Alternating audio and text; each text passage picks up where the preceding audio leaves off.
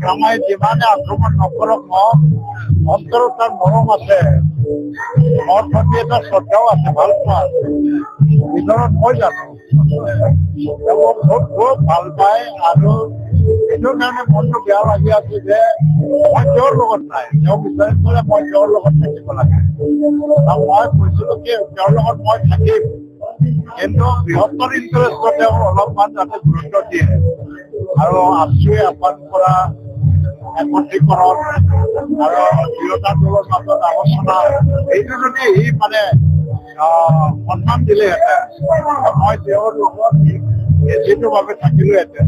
আজি আমি দুয়োটা দল দুয়োটা বেলেগ বেলেগ পক্ষত আছো, কিন্তু স্বাভাৱিক কথা আক্ৰমাই মোক সমালোচনা কৰিবই লাগিব, নহ'লে বি পি এফ বাচি নাথাকে।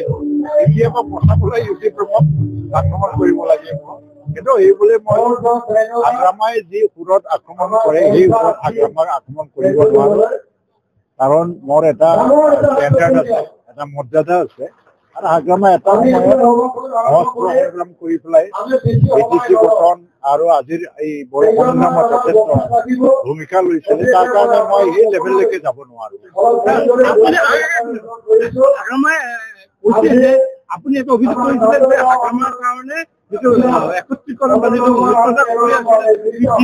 আৰু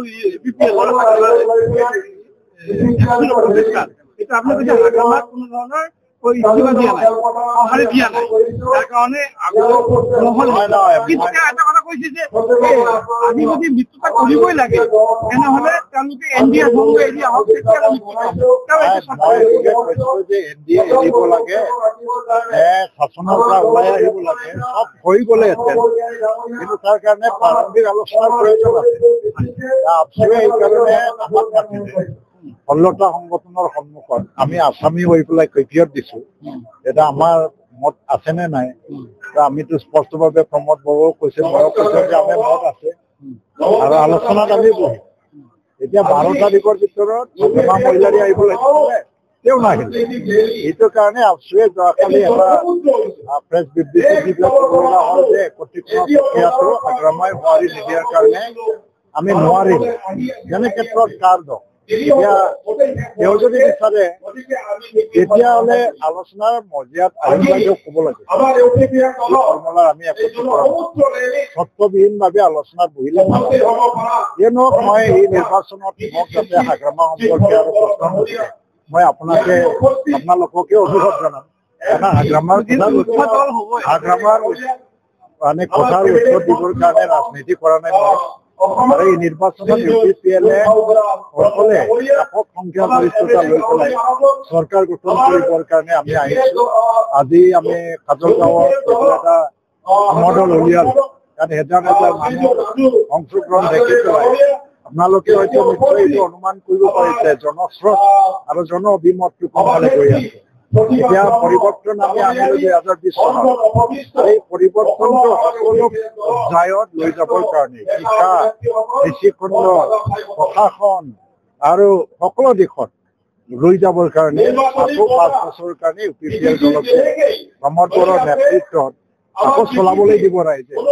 কাৰণ বি পি এফ ফেক্টৰ নহয়, কংগ্ৰেছটো একেবাৰে ফেক্টৰে নহয়, তেওঁলোকে কথা তুলিব বিচাৰিছে। আহক মই জনাইছো গৌৰৱ গগৈকো মানে তেওঁ এজন খুব মানে হিট নেতা অসমৰ, এবাৰ মই চকুৰে চোৱাৰ ইচ্ছা আছে কিন্তু লগ নাপাম নহয়।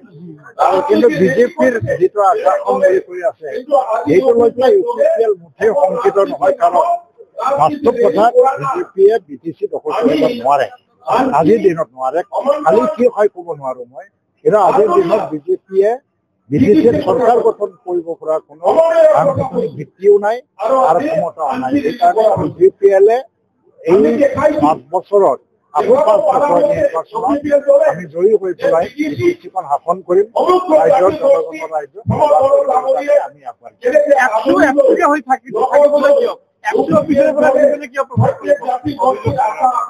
মইতো আজিকালি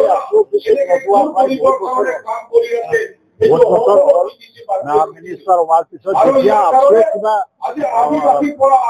প্ৰগ্ৰাম বা কিবা মাতি পেলাই মোক মাতি তেতিয়া যাওঁ, কিন্তু মই নিজে আফচোৰ পিছত নাযাওঁ, ভ্ৰমণ নাযায় এতিয়া আজিকালি। আৰু আফচোৰ হিচাপে আমি থাকিবলগীয়া এতিয়া আফচোৰ যদি জাতীয় ছাত্ৰ আৰু বৃহত্তৰ জনগণৰ ছাত্ৰত যদি এই নিৰ্বাচনত নিজৰ ভূমিকা আছে বুলি যদি ভাবে, তেওঁলোকে নিজে যদি সিদ্ধান্ত লৈ পেলাই আমাক সহায় কৰে বা সমৰ্থন দিয়ে, একৰ্ডৰ মানে জনশক্তিটো সম্পূৰ্ণ কৰিব লাগে। আজি 155 এমেণ্ডমেণ্টটো আনিবই লাগে। আকৌ গহপুৰ বিশ্বনাথ গাঁৱৰ এইটো মানে বিপৰীতে কৈছিলে কোনোদিন নোসোমাই, এইটো সোমাই আছে আফচোৰ কাৰণে। আমি যদি এতিয়া চৰকাৰ আৰু আফচোৰ মিলি পেলাই চুক্তি ৰূপায়ণৰ কাম নকৰে, যিটো চৰকাৰী ৰূপায়ণ নহয়, আফচোৰ সদায় আছে। আফচোৰে আমাৰ কোনো ব্যক্তিৰ মানে তলত নহয়, আফচোৰ সদায় উদ্ধত আছে। হাগ্ৰামাৰো উদ্ধত। হাগ্ৰামা যদি ভাবিছে যে আফচোৰ নিজৰ তলত ৰাখিব পাৰিলে ভাল আছে, আফচোৰে কোনোদিন কাৰো তলত নাযাব। আমাৰ ওচৰতে আফচোৰ। যোৱাকালি হাগ্ৰামা মহিলাৰী মানে একফালে মিত্ৰতাৰ কথা কৈ কিন্তু একফালে কিন্তু আপোনাৰ